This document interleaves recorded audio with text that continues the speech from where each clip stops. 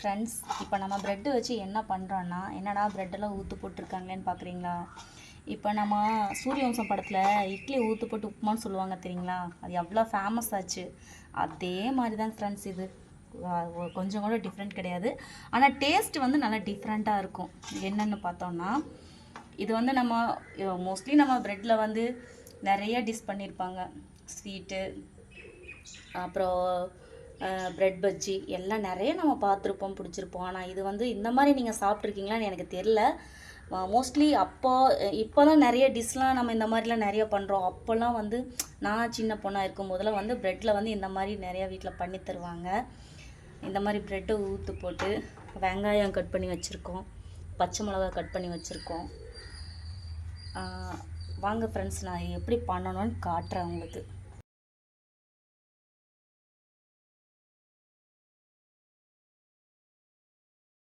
வந்து ப்ரெட் வந்து நல்லா இப்படி ஊற்றுக்கணும். நல்லா இப்படி ஊற்றி விட்டுட்டு அதுக்கப்புறம் அதை வந்து நம்ம இட்லி உப்புமா தாளிக்கிற மாதிரி தாளித்து விடணும். நல்லா இப்படி ஊற்றி விட்டு கையிலே ஊற்றி விட்டுக்கலாம். நம்ம இப்படி கையிலே நம்ம பிசைஞ்சு நல்லா இப்படி ஊற்றி விட்டோம்னா நல்லா உதிரியாக நல்லா அப்படி வந்துடும். ஃபஸ்ட்டு நம்ம ஆயில் ஊற்றிக்கணும் ஃப்ரெண்ட்ஸ். நம்ம இப்படி இந்த மாதிரி ஆயில் ஊற்றிட்டு அப்புறம் செகண்ட் வந்து நம்ம கடுகு போட்டுக்கணும். நல்லா அந்த ஆயில் காஞ்சதும் கொஞ்சோண்டு கடுகு, கொஞ்சம் போட்டால் போதும். கொஞ்சோண்டு கடுகு போட்டுட்டு ஒரு 2 கடலைப்பருப்பு, இவ்வளோதான். ஒரு 2 கடலைப்பருப்பு,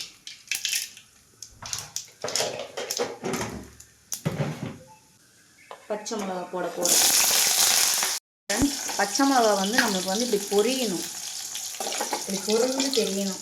ஏன்னா அப்போ தான் வந்து இதோட காரம் வந்து நல்லா வந்து நம்மளுக்கு எண்ணெயில் இறங்கும். இப்படி நல்லா அப்படி பொரிஞ்சு தெரியணும். இப்போ பார்த்தோம்னாலே நம்மளுக்கு அந்த பச்சை மிளகாவோட அந்த ஃப்ளேவர் வந்து நம்ம உள்ளே இறங்குறது நமக்கு நல்லாவே தெரியும். அடுத்து நெக்ஸ்ட்டு வந்து நம்ம வெங்காயம் போடுறோம். வெங்காயம் போட்டு அது நல்லா நம்ம வதக்கி விட்டுக்கணும். நல்லா அப்படி வதக்கி விட்டுட்டு நல்லா எண்ணெய் நல்லா வதக்கி விடணும். ஆயில் வந்து நம்மளுக்கு வந்து இந்த வெங்காயம், இந்த பச்சை மிளகா இது வந்து இந்த பொரியிற அளவுக்கு நம்மளுக்கு இது கலப்பாக இருந்துச்சுன்னா போது. இது ஜாஸ்தி நீங்கள் ஆயில் ஊற்ற வேண்டாம். வெங்காயம் வந்து நம்மளுக்கு இப்படி வதங்கி வரணுங்க. நல்லா அப்படி இந்த மாதிரி வதங்கி வரணும். ஓரளவுக்கு நல்லா வதங்கினதுக்கப்புறம் லைட்டாக கொஞ்சோண்டு உப்பு,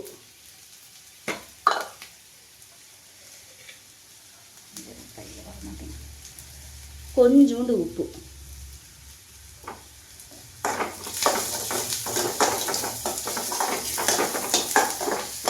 அந்த வெங்காயம் மிளகாய்க்கு அளவு கொஞ்சோண்டு உப்பு போட்டால் போதும்.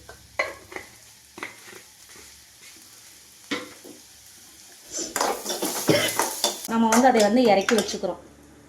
அடுப்புலேருந்து இறக்கிட்டோம். இறக்கி ரொம்ப சூடாக இருக்குது.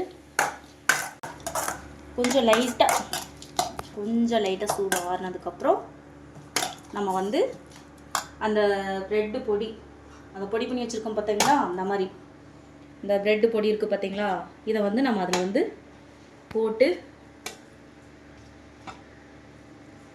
போட்டு நல்லா அதை கிண்டி விட்டுக்கணும். நல்லா அதை கிண்டி விட்டு அதோட டேஸ்ட் வந்து அவ்வளோ சூப்பராக இருக்குங்க.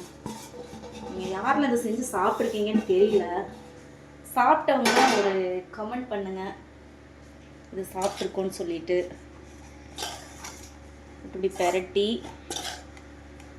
அந்த வெங்காயம், அந்த பச்சை மிளகா நல்லா பெரட்டி நல்லா வரணும் அந்த ஆயிலில். பாருங்கள் ஃப்ரெண்ட்ஸ், இப்படி கிண்டி நல்லா அந்த சூட்டில், அந்த வெதுவெதுப்பான அந்த சூட்டில் கிண்டிகிட்டே இருக்கணும். நல்லா அந்த கிண்டி விட தான் நல்லா நம்மளுக்கு அது வந்து நல்லா கலந்து வரும். ஏன்னா சீக்கிரம் வந்து அது நம்ம கிளற தான் நல்லா கிண்டி விட தான் வருமே தவிர, அந்த மிளகா அந்த வெங்காயம் எல்லாம் தனித்தனியாக நம்மளுக்கு பிரிஞ்சு வரும். இல்லாட்டி நம்மளுக்கு அப்படியே அந்த ப்ரெட்டு மாதிரி மட்டும்தான் தெரியும், அந்த ப்ரெட்டு பொடி மட்டும்தான் தெரியும். நம்ம அந்த கிண்டி நல்லா எவ்வளோ நேரம் அந்த கிண்டி விடுறோமோ அந்த ஸ்மெல் வந்து பார்த்தீங்கன்னு வச்சுக்கோங்களேன், நம்ம இட்லி பொடி எப்படி பண்ணுறோம், இட்லி பொடிங்கிறேன், பொடிச்ச இட்லி, அதே மாதிரி தான். அதே மாதிரி ஸ்மெல்லெல்லாம் வேறு.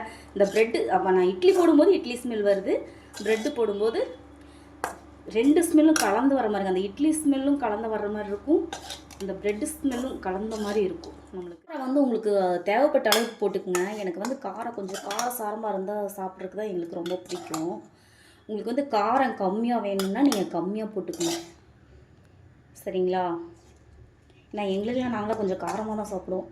அப்போ தான் அதோட இது எங்களுக்கு அந்த கொஞ்சம் நல்லா ஸ்பைஸியாக இருக்கும்போது அது சாப்பிட்றதுக்கு கொஞ்சம் நல்லாயிருக்கும், நல்லா காரசாரமாக. யாருக்கெல்லாம் அது பிடிச்சிருக்கு, இந்த டிஷ் பிடிச்சிருக்கு, யாரில் அது சாப்பிட்ருக்கீங்க? வாங்க ஃப்ரெண்ட்ஸ், நம்ம சாப்பிட்லாம். பிடிச்சவங்க கமெண்ட் பண்ணுங்கள், சாப்பிட்டவங்களும் கமெண்ட் பண்ணுங்கள் கண்டிப்பாக.